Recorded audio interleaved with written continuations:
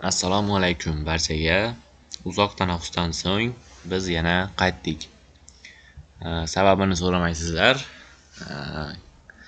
Kechirasiz-u, ishimiz ko'payib ketgani uchun dars o'ta olmadik. Xo'p, bugungi darsimiz HTML bilan tanishish. HTML nima? Hypertext Markup Language. Gipermatnni belgilash tili. Bu inglizchadan tarjima qilingan varianti. Bu tarjimada keltirilgan. HTML siz va biz bilgan saytlar. wiki.uz, emaktab.com kabi saytlar. Har xil sayt bor. Shunaqa saytlarni yaratish uchun HTML dasturlash tili bizga kerak bo'ladi. Xo'p, HTML faqat skelet versiyasini tayyorlaydi. U hech qanday maxsus ishni bajarmaydi. U ishni CSS, JavaScript kabi boshqa dasturlash tillari bajaradi. Xo'p, HTML asosiy vazifani bajarmaydi. Hozir internetim yo'qligi uchun sizlarga misol keltirish uchun rasm tayyorlay olmadim. Yanagi darslarda keltirib o'tishim mumkin. Kechirasizlar. Xo'p, endi 2. HTML qanday yaratiladi? Biz har bir loyihamiz uchun alohida papka ochib olamiz. Uni VS Code'da ochish, ya'ni o'tgan darsimizda o'rnatib olgan VS Code ilovasida ochishni va u yerda kod yozishgacha bo'lgan joyga olib boramiz. HTML faylini yaratish. Papkani ochdik.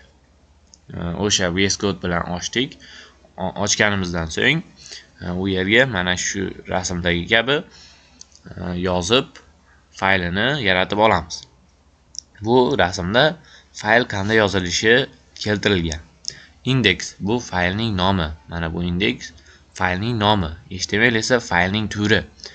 Masalan, JavaScript bor dedim. Bu yerda HTML turgan kabi JavaScriptda JS turadi. O'zlarini nomi uzun bo'lsa, qisqartirilgan bo'ladi. JS, masalan, CSS ga CSS bo'ladi. O'rtasidagi nuqtasi bu ikkovi nomi bilan fayl turining alohida nomini ajratib turish uchun nuqta keltirilgan. Agar tushunarli bo'lgan bo'lsa, hop, uni test qilib ko'ramiz. Hop, menda ana VS Code'ni ochdim. VS Code'ga o'sha papkani keltirish, mana kirdik. Siz hali yangi bo'lsangiz, VS Code'ni oldin ishlatmagan bo'lsangiz, ko'p narsani bilmaysiz. Buni bir chekkadan to'g'rilab, o'zimizga moslab boramiz. Xo'p, VS Code ilovasini ochganimizdan so'ng birinchi qiladigan ishimiz mana bu fayl bo'limiga kirib, Open folderni bosamiz. Fayl emas, boshqalar emas. Open folder mashini bosganimizdan so'ng bizga общий barcha kompyuterimiz ichidagi barcha papkalarni keltiradi, fayllarni emas. Shu yerdan xohlagan papkangizni tanlaysiz. Hop, masalan, shu joydan turib desktopga o'zim yaratib olishim mumkin. Bu yerdan new folderni bosamiz va bu yerga nomini yozamiz. Test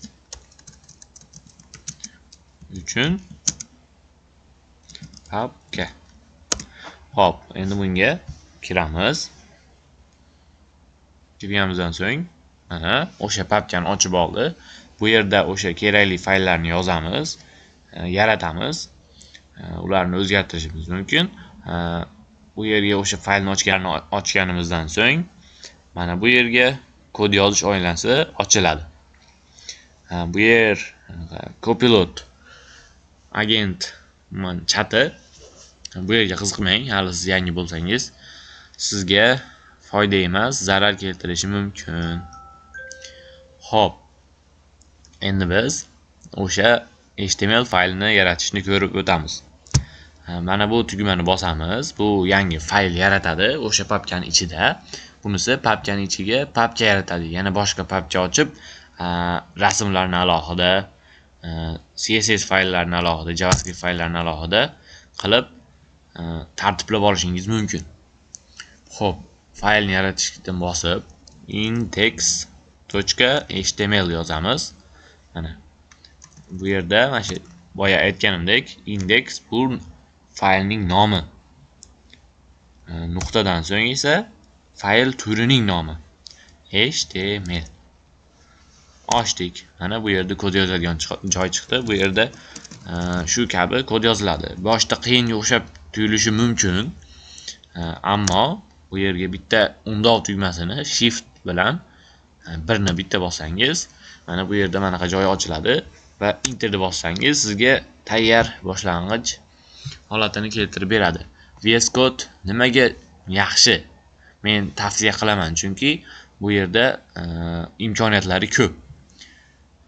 Rang-barang qilib sizga alohida yaxshi tushunarli qilib ko'rsatishi mumkin va bu yerda extension degan alohida sizga yordam beradigan funksiyalarni qo'shib olsangiz bo'ladi. Imkoniyati ko'p. O'zimizga keraklilarni darslar davomida ko'rib o'tamiz. Bu yerga har xil kod yoziladi.